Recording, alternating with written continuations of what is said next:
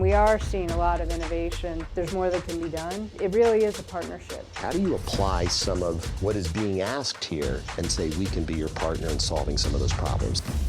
Welcome to CGI Voices, where CGI's experts share insights on the latest in federal government management, policy, and technology. I'm your host, Pete Tseronis.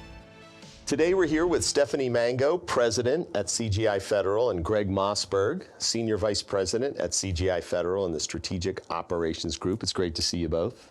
Thanks for having us. Great to be here.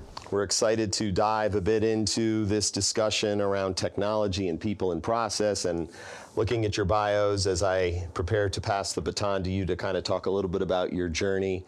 I want the audience to know that I am super excited to learn a lot about that journey and your views on how the government is evolving each and every day of the week and twice on Sunday, but also the role that CGI is playing to help enable a lot of what the government's trying to do, not just here in fiscal year 24, but beyond. So I'm excited and impressed. So Stephanie, why don't you tell us a little bit about why you're here, what brought you to CGI, and that journey and the path along the way that really has influenced where you are today here at the organization.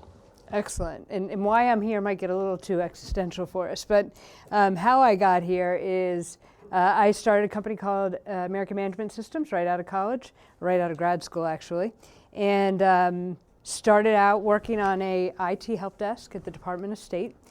My dad was a career civil servant, and I always knew that I wanted to help the government, and started out there as my first job, and I loved it, absolutely loved it.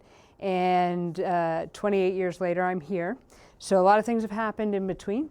I stayed with this company in particular, with CGI. I started with AMS, that then was purchased by CGI in 2004. Thank you, Greg. He's part of my memory. And so, so in 2004, and I've been here ever since. And I've stayed with the company so long. One, I've always been able to try different things. I am very similar to you, I'm a learner. I always want to be challenged and learn new things, and I've been able to do that at this company, and it's been fantastic. And so I've tried a lot of different jobs. Some I was really good at, some not so much, but that's okay. That's how you learn, and learn what you like to do. And so I'm here, I'm so excited. I've been working with the federal government for so long because what they do matters. What our government is doing, it matters, and I want to be part of contributing to that mission. I love it. And Greg, before we go there, a lot resonates with, I was in government for 25 years as a civil servant, and I worked my way up and got to work in a number of agencies, and I get it. I always like to say, you can't take the Fed out of me, and that's why it's an honor to do this sort of dialogue thing, but also I feel that passion, and I think the best part, for me at least, in these early parts of the discussion, are that curiosity you have and learning in the constant state is pretty amazing. But for the record, you are running civilian defense and intelligence communities kind of engagements, and I think that's pretty awesome. So your title alone is amazing. We're going to dive into some of the innovative business models and solutions that you employ and leverage to do what you do well with so many of your customers. And shout out to the University of Virginia, where you have your Master of Science and Bachelor of Science, and you're a PMP and all these other wonderful certifications. So it's great to see you. Yeah. Thank you. Yes. So Greg, top that. So I have a very similar story to Stephanie. I came out of school, JMU, directly into American Management Systems. At the time, funny story, the gentleman who interviewed me on campus was George Schindler, who is our global CEO. And has been with CGI his entire career as well. And so it's part of the longevity of some of the leadership here is part of our culture, and makes it a unique place, I think, in terms of how we've grown to trust each other and play off each other over the years. So I came out, I got my job because I knew COBOL. That was the thing. I loved COBOL. In 1992, because I knew COBOL. And I went, just like you, I went to the State Department and I coded payroll systems at the State Department. And then I discovered pretty quick that I wasn't very good at it, at the coding thing. But I was technical, and so I moved on to solution architecture and pulled cables and set up servers and did those kind of things. But then kind of discovered that I like to run my mouth. and I had a little bit of the gift of the gab and able I get it. You can relate to that. and so I got more onto the business development side of things, and really loved engaging with our clients and as a consultant. And that became a real passion of mine. And so as I developed that, my career kind of took a turn into and has continued to have a bias towards growth throughout the years. But I, like Stephanie, have a desire to kind of keep challenging myself and trying different things. And CGI is a great place for that kind of mobility. And so for a long time, I stayed in the federal space, technical, but then business development. And then at one point in my career, my boss, happened to be George at the time, called and said, I need you to take the job in New York, running the New York business. And that was a commercial business with a state and local slant. And so it was banks and states, not federal agencies. And so I got an opportunity to go learn that and learn how to lead that. And I had global clients. And so it was a fascinating learning experience and gave me a real appreciation for being on kind of the other side of the table, a P&L side of the table versus the growth side of the table. And then in 2016-ish, came back into the federal space. Kind of always had, like Stephanie, a passion for the mission of the federal government. I have never served like yourself, but had a passion for the mission, which another interesting aspect of our culture that I like is that many of the people do. And so we find that kind of common thread through us all. And so I've been back here, have had the opportunity now to work with Stephanie and run growth basically for CGI Federal. Well, I appreciate that, and that's, again, an amazing story. I was just writing down as I learn and listen. I've been out 8 years, just for some context, and to see how the other half lives, being called on for many years by folks like yourselves and having meetings and figuring out how can we work together, which is a big part of that trust that you are building here at CGI with your customers and have clearly over the years. I got to experience, since I've been out, that the real mission of government is not what the agency's necessarily doing, it's the sector they're supporting. And you mentioned the financial sector. So I have a large passion, if you will, for the critical sectors that are so part of now so much of the infrastructure law and the Chips and Science Act and the AI executive orders, where the things at risk are the things we use every day. And that's awesome experience. And I do encourage, jump into the government at some point and see how hard it is to do that side of the fence. But yeah.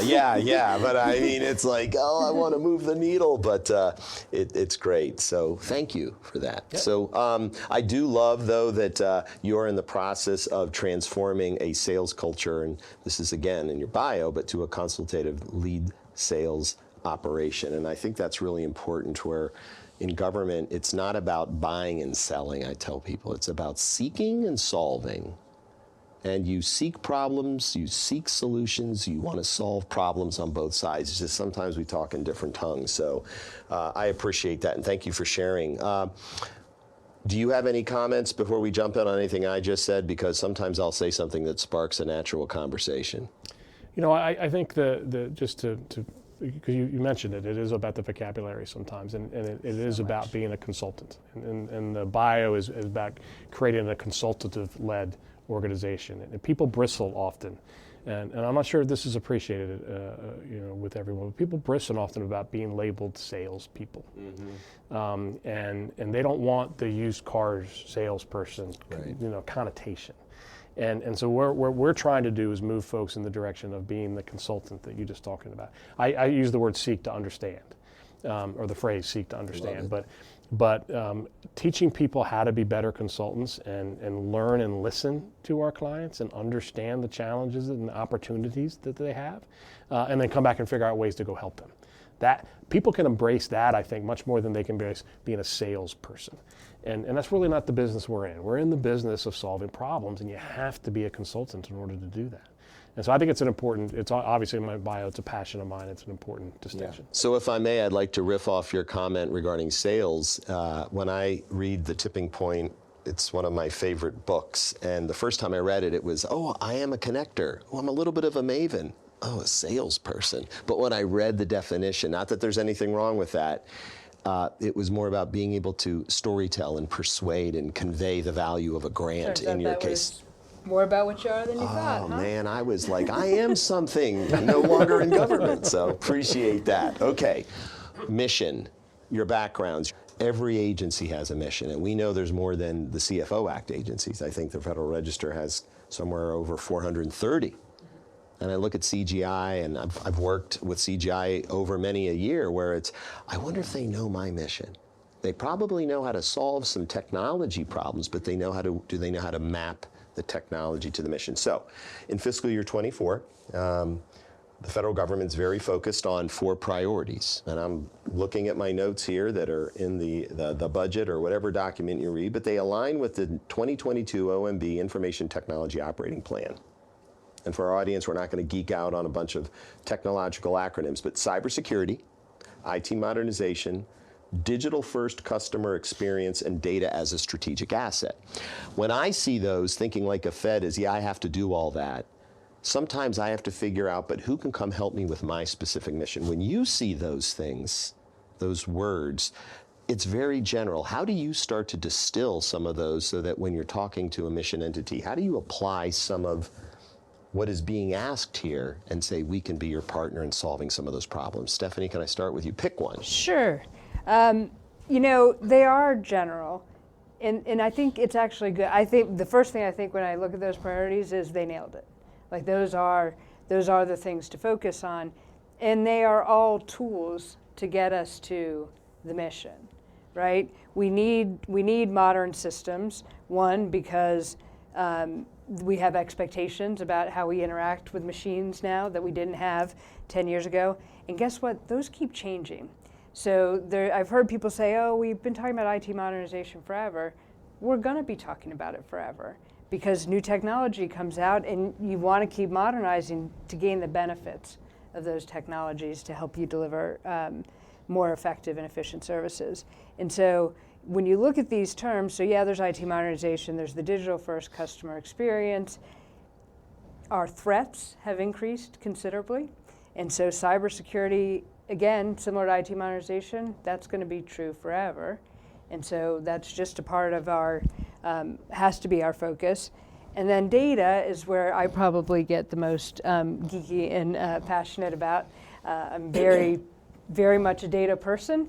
But the data we have right now is overwhelming. Mm-hmm.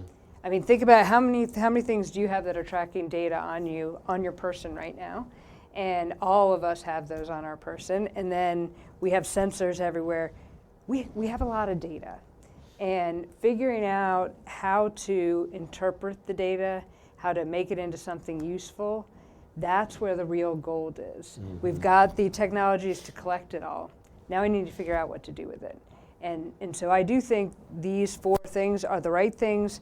They are generic, and I think they should be, because they're all tools to help us get to the mission. So I can't disagree. I think they are the right things.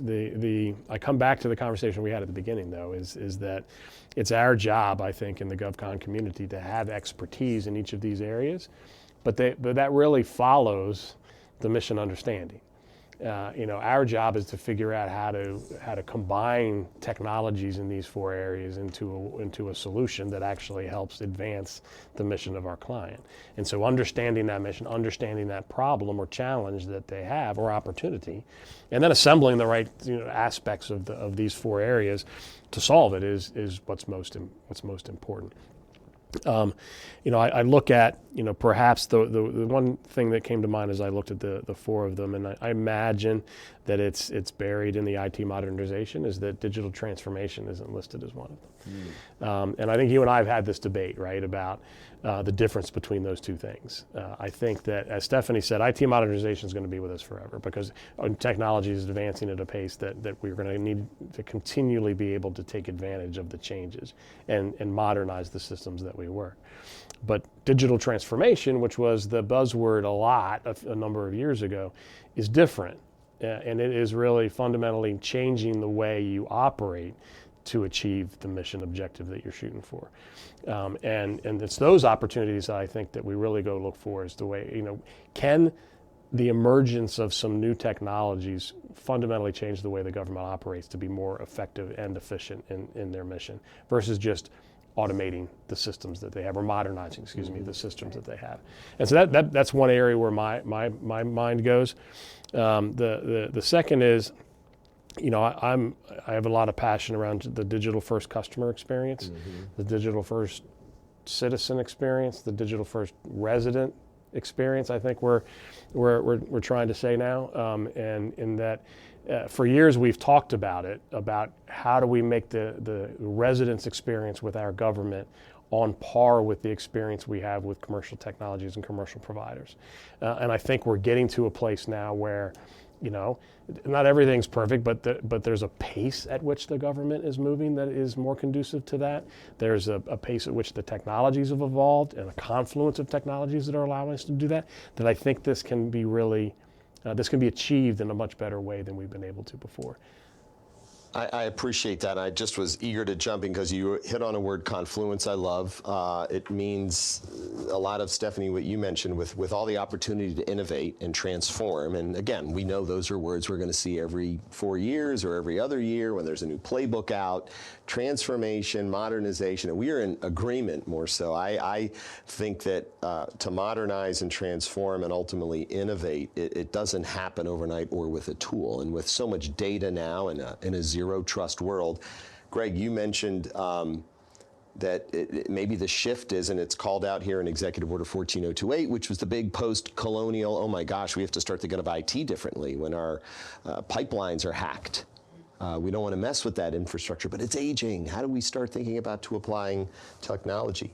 But it says leveraging industry practices.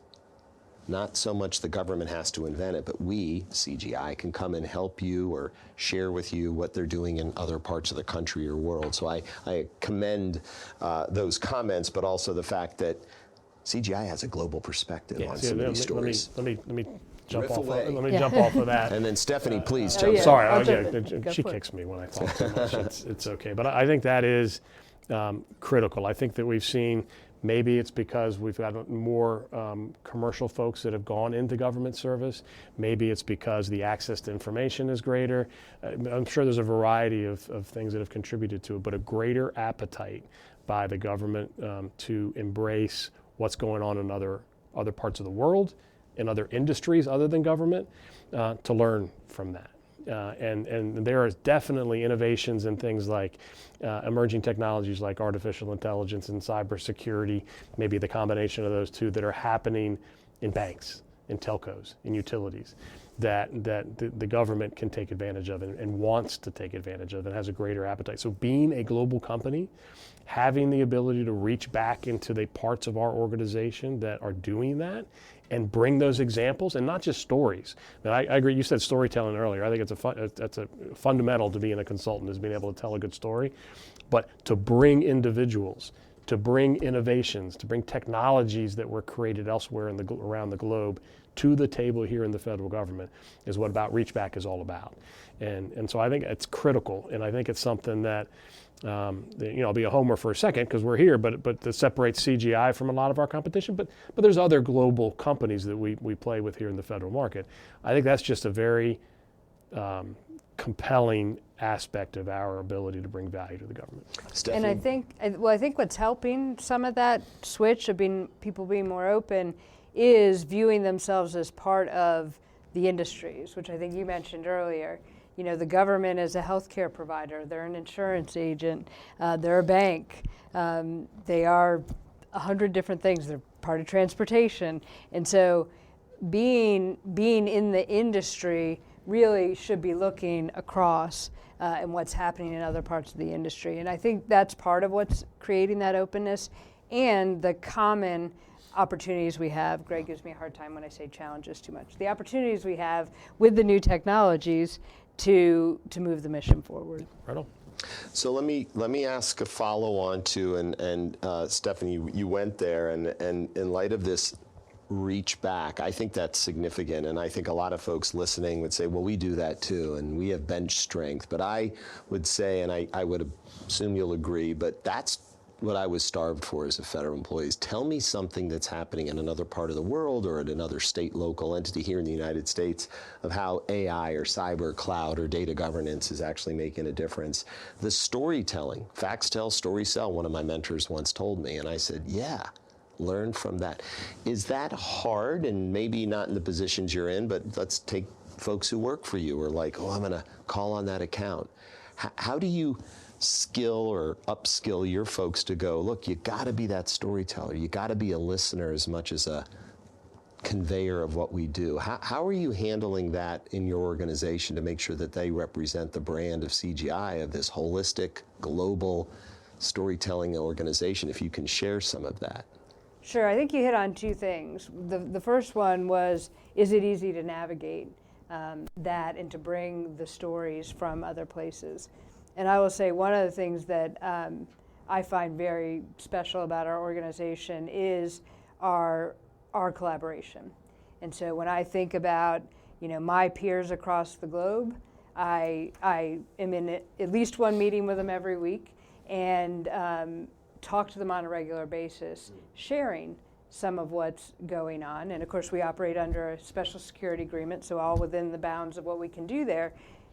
We're able to share with each other, and then because we have those relationships, we have in-person meetings. I know it's a little crazy these days, but we have in-person meetings across the globe a few times a year, and we develop relationships so that when we do call and say, hey, what's going on over there, in the UK, how are you guys, how's your government handling this challenge? We answer each other.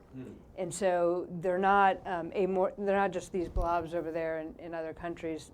They work with us, we work together, and we all have the same passion for the mission of our clients. Gregg, that thing I heard there too is there's here, what do you do? But that doesn't apply to us here in the States. I mean, there's always that I remember but I think the technology can be applied to my mission. So that's great to hear that you can share, but also learn from one another. Gregg? Yeah, I think where my head went when you asked that question, because I totally agree. That's a huge part of our culture, is that sharing and collaboration. But to get, your question was, how do we get the folks below us to embrace that? And I think it's all about leadership. I think it's all about kind of modeling the behavior that we want and showing the folks that work for us how to go do this. And in a very simple example of things that we talk to our teams about, and you've heard this before, I'm sure. You maybe even when you sat on your side of the table as a government executive have had somebody come in and ask you the question, what keeps you up at night? I very much do not like that question. Oh, they're the worst. What are your pain there's points? Zero effort that's been put into that meeting, right? Yeah. And so the opposite of it is doing a little bit of research, and being willing to be wrong. And here's what I mean by that: doing a little bit of research to say, I read some GAO reports, I read your strategic plan and what you're trying to achieve, and I read where you have run into some challenges. I did some research and I found where some other clients of ours have had similar challenges, and here's how, at a high level, they went about solving them. Would you be interested in talking to them a little bit about how they accomplished that? And I may be wrong, right? And you may look at me and say, well, that's not my highest priority. I appreciate you did that research, but you missed the boat. This morning I got called to Congress and had an answer to this question. And I may be very wrong, but I would wager that you'd be more willing to talk to me about your real problem than if I'd asked you what keeps you up at night. So we've talked a lot about mission of government. We're not here to buy and sell. We're here to learn from one another. We have these priorities that every year, to your point, Stephanie, it sounds the same. Zero trust, too many devices, how do we manage it, too many tools and services, again, which is what I think is unique about what you've been talking about, bringing to the table your own experiences in the federal space and in the United States, but also globally. So shout out to CGI for that. But let's dive into trends, market analysis, how you do that, and maybe mention some of the things that are front and center for you. From a trending standpoint, Gregg, what are some of the technologies that excite you and you're studying today? Yeah, well, it's hard to answer that question without starting with AI. But before I get into the actual technology, what I would say is what it really excites me about the current environment is the appetite by our government clients to try, to engage in proofs of concept, if that's the plural, and allow organizations to demonstrate the value that an emerging technology can have to the mission, before you go whole hog. I just think it's a far wiser way to approach these kind of the evolution of these technologies is going so quickly right now that it's a far wiser way to approach it, to try it out, demonstrate it, scale it. And so that environment, I think, is very conducive to taking advantage of a lot of these. And AI is obviously the easy one to talk about. Stephanie's the data person. She's passionate about the relationship between data and AI. I'll let you riff on that in a second. The interesting thing that I've been playing with in my head recently around this topic, though, is the way that our government is going about AI and addressing this trend compared to the way we all went about addressing the trend in cybersecurity. And the pace at which our government has released guidance with this executive order around artificial intelligence is actually pretty cool at how fast it went, how fast they came out with some guidance. It's not overly prescriptive. In fact, it's not very prescriptive at all. It leaves open for each agency the ability for them to address the risks that and the opportunities that they see with AI the way they want. But it's very much a risk-based approach, and contrasted with the way we as an industry, I'm not pointing fingers, we as an industry went about cybersecurity, which was, we kind of knew it was something that we needed to worry about, but we raced ahead with the development and modernization of a lot of applications, and then tried to tack cybersecurity on at the back end. Now everybody gets it, right? You got to bake it in versus bolt it on from a cyber standpoint.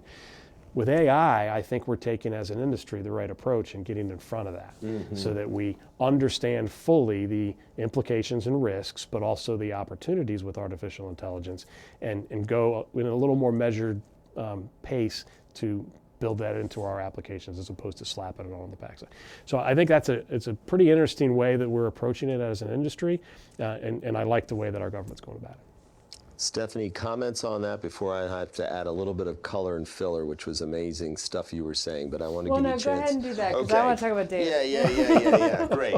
Which, by the way, is, and I appreciate it, you can't talk AI without talking about, well, is the data trustworthy? Is it protected? See, now you're stealing her thunder. No, I tried to give her the thunder. Well, see, that's what I'm saying. I'm moderating my part of this.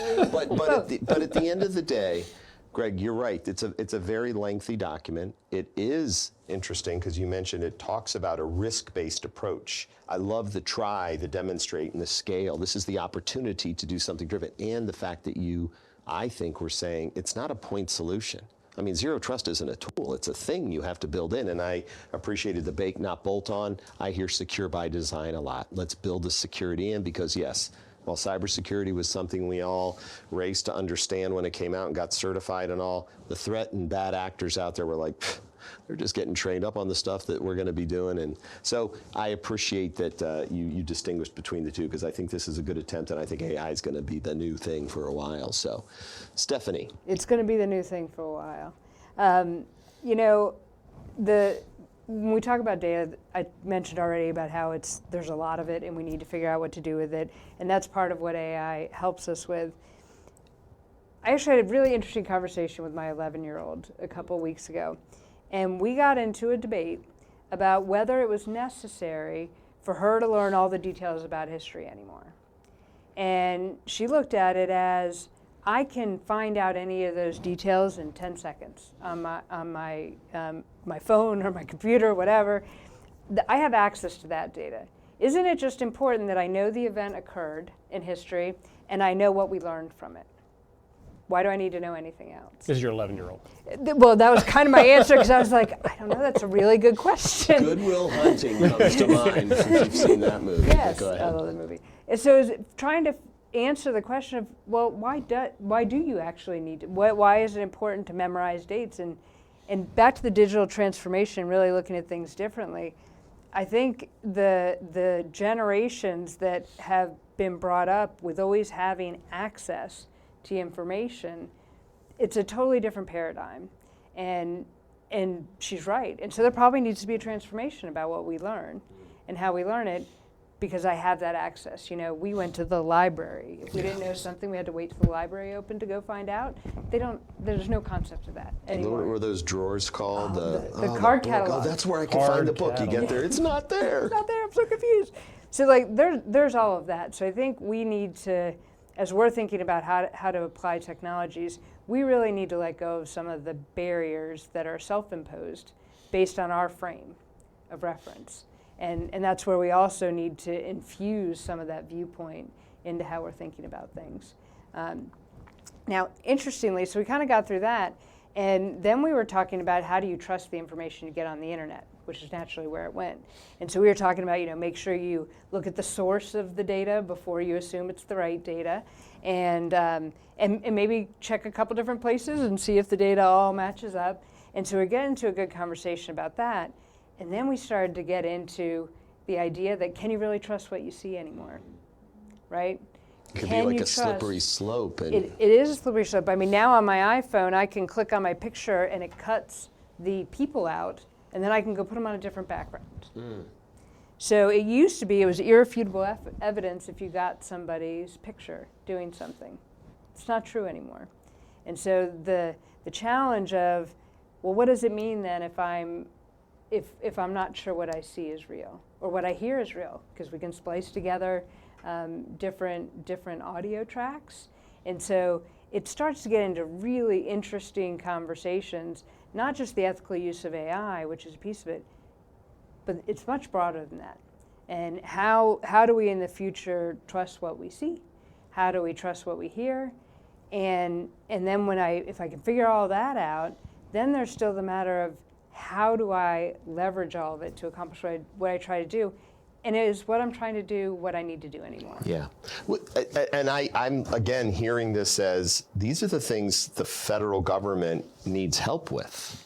And whether it's this executive order or another one, they all build on one another. And every time you read in this one, which I've read more than I've probably thought I would at this point in 2 weeks or a month now, it references documents from 3-4 years ago about this continuous evolution. And it goes back to we have to try, we have to learn eventually to scale, but landing, expanding, and selling tools is not something the government needs. And that's speaking as a Fed. So let me ask you this one. It's meant not to be a hardball, but what can the government be doing more effectively, not better, when they have a chance to meet with you?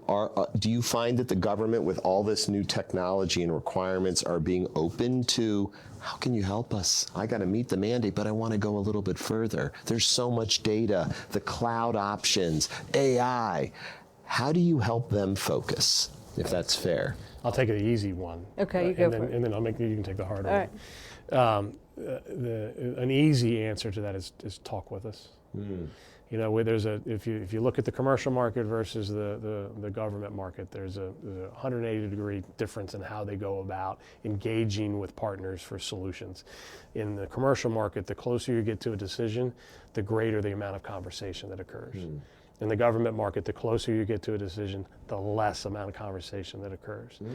Because of the rules, and everybody, we all want to stay on the right side of the rules, but it doesn't allow for the creativity and innovation that could occur with this kind of confluence of emerging technologies. And so finding ways, and there are innovations that are happening, there are different ways that different clients are trying to do this, but a greater appreciation for, look, if we have an opportunity to sit down and talk and better understand what you're trying to achieve and the barriers and constraints that you have, we can better put together a solution that'll meet your needs. And so that the communication, I think, is the most fundamental thing that we as an industry can do better in order to try to help the government move. I like that. Stephanie, do you? I like that. I like that a lot, and we are seeing a lot of innovation in the procurement processes. I'm excited to see that continue because, as Greg says, well, there's been a lot of innovation. There's more that can be done, and it really is a partnership. We're all in this together. We're all aiming for the same thing, and so having it be a conversation where we're understanding where the actual goal is, we got a better shot of getting there. And so I'm excited about that part. Now, what was the hard part I was supposed to answer? I don't know. I just took the easy one. I think it was more, and you answered it, which is really, it was my bad. I was like, what can the government be doing more effectively to seek out some of that help while you're not seen as they just want to have a meeting and get together and tell me about the greatest tool. I know at CGI you care about the end state, the outcome, and maybe this is a good pivot to the people process technology discussion, and I hope if you have an exemplar, an example of a conversation might start with, here's how we can help. Even if you unearth the challenge they're facing, how do you convey that, hey, we can give you a tech solution, we can help you with a process, but there's the reskilling.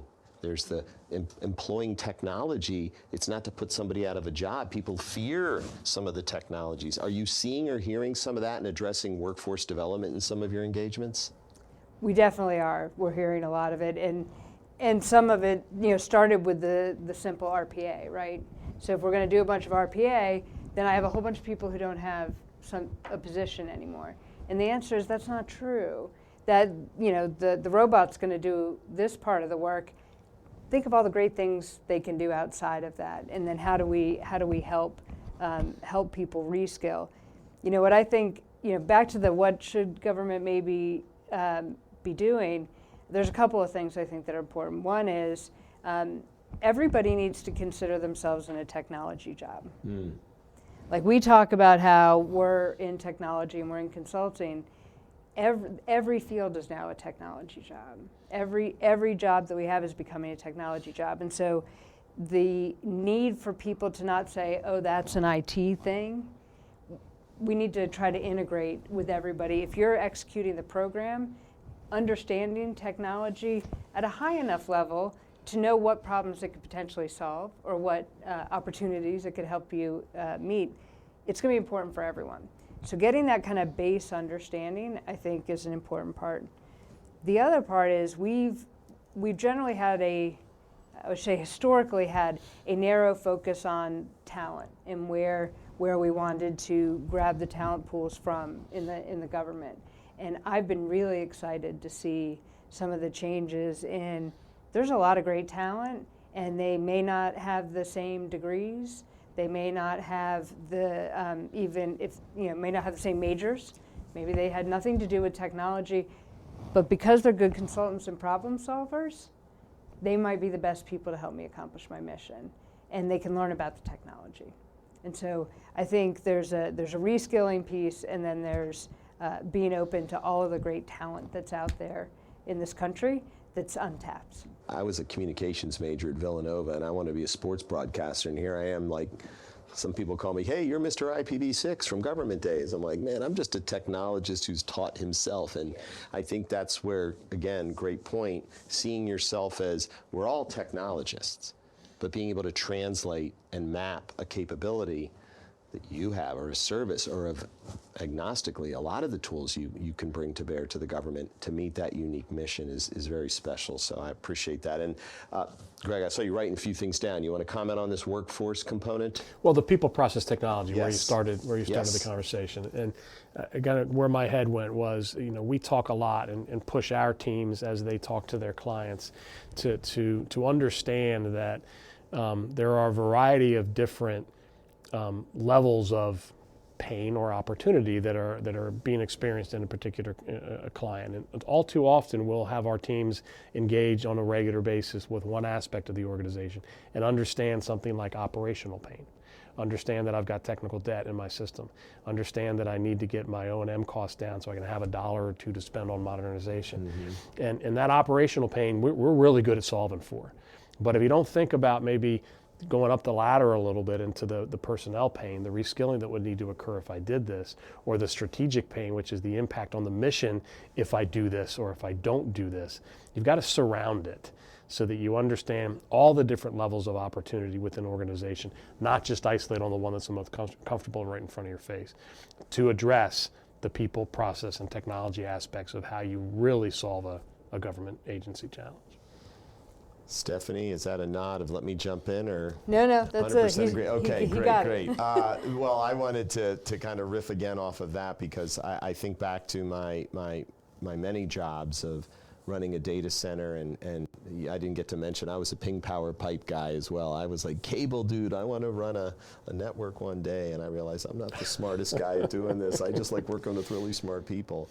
But the evolution, and this is where I'd like to talk about maybe something, foreshadow, of what you're working on right now, a program, a project here internally in your culture, what you're working on with an agency that we speak in fiscal year tongues. What do we want to have done by the end of September 30th, and maybe just, share what it is that's driving you here at the moment, because this executive order won't be the last.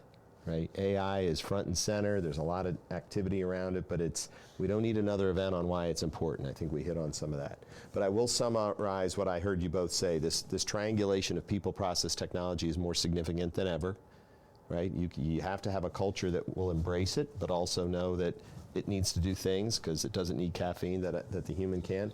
But I heard literacy, digital, computational, and understanding the value, which should be an incentive for an employee, government or industry, to be curious and smarter, just like the both of you are. So thank you for that. That was very helpful, and that's just a reflection on what you said. So, Stephanie, what's a project or a program, or you got an example of something? There's so many exciting programs. We'll pick one of them. It doesn't have to be your top one. I'll talk about our work with DHS around cyber and their CDM program, and really the mission of CISA to try to figure out how to secure all this stuff.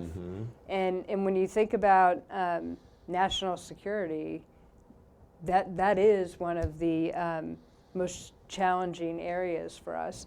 The people out there that are doing bad things and thinking bad thoughts, they're getting smarter too. They're curious too.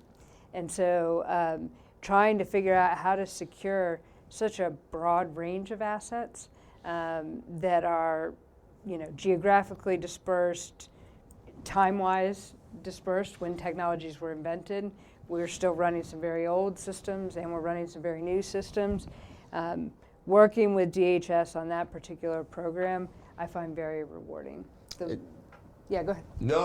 I'm just going to shout out to DHS and CISA, which again, acronyms we're more than happy to spell out, but I don't want to say the wrong ones. They oversee the 16 critical sectors in our country. Yeah. They're trying to do everything we've been talking about, and that's pretty darn cool that you're supporting that. And obviously the CDM program's amazing, and that's all about continuous mitigation. And thank you for sharing that. Greg. Yeah, I'll go internal a little bit. Okay. Stephanie had a good client out there. I think when it comes to AI, because I can't get off that topic right now, when it comes to AI, I think one of the challenges that we have is, many don't know what they don't know. The education level within our organization, within industry right now, isn't up to a point where we can truly envision and innovate in the way I think that we should be able to and will be able to. And so the education of the masses, if you will, is a big effort. And then allowing our partners who are on the shop room floor, one of my favorite sayings from a mentor is innovation happens on the shop room floor, that are out there every day working with our clients and can get smart in these emerging technologies. They're the ones that can come up with the ideas. And so I want to get them all smart, and then I want to enable them to try and play and learn, and then come up with ways that we can improve the mission of our clients. And so we're doing a lot internally to educate and to provide environments where people can try these technologies out and learn about them, so that we can eventually innovate on the shop room floor.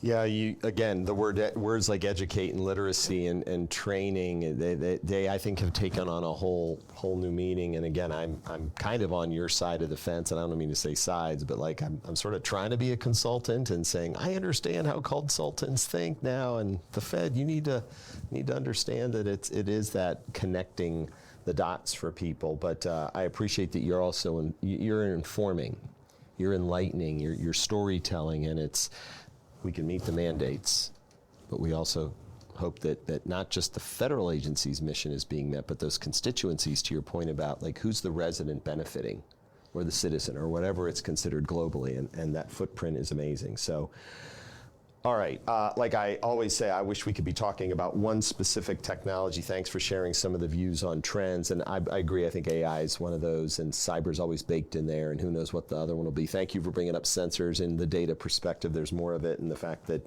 provenance matters, so that was awesome, is awesome. I like to close with parting shots. We've talked about a lot. This is where it's not a hardball or softball. What do we want to leave with anyone listening to this who's thinking before they hit, I've heard enough, oh, what's he going to say?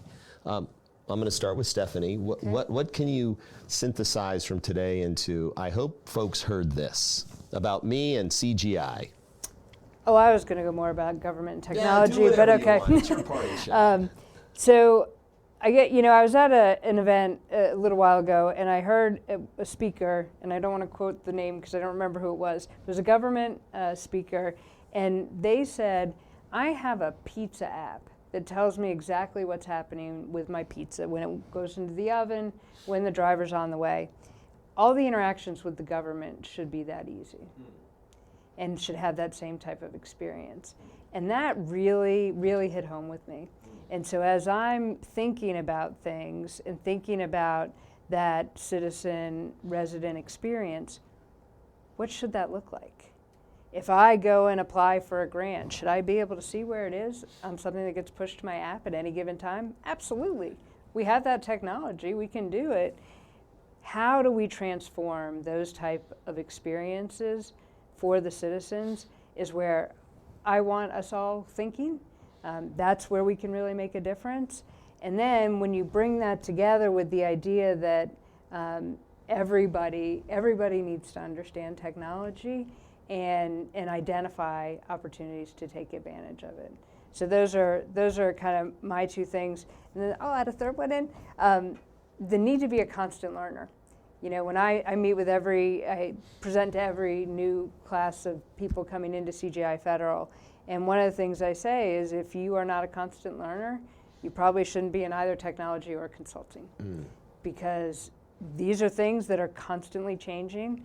The challenges and opportunities are constantly changing. The technology is constantly changing. And I guess what I would want everybody who's anywhere in this government industry is we all need to be willing to change and embrace change. Not just be willing, but embrace it. I'm not sure everybody is there yet. Now, Greg gives me a hard time all the time. I'm maybe a little too excited about change. She's on one end of the spectrum. Not many. She's out there by herself. I get that. I'm all the way over here. There are a lot of people who are over here. And I think there's a good space in the middle for being willing to change and looking for the opportunities to nothing is broken and everything can be better. I appreciate that, embracing change and understanding that it doesn't have to be scary and that there's opportunity to expand as a human being the knowledge and get to that in that hierarchy of wisdom. That was great. Awesome. Greg, parting shot. Yes, I know, you man. can. Can you top that? You did this to me twice in this conversation. Come on, well, I thought I was going to get to go first this time. Look, I don't want to be too cliche. I think I want to build off the embrace change and the words that were going around in my head. And I'm thinking about it as just from us as an industry, the GovCon industry with our government clients and all of the companies that work in there. We've got to think more globally, and we've got to go faster. With all the challenges that we've got in the world right now, the pace at which we change and innovate and progress as a community here, the government community, has got to go faster. And it's incumbent on us to be able to keep up and push in some areas, but it's going to take both sides. It's going to take the government and industry to pull it off. But we've got to go faster. The technology is evolving fast enough that we can.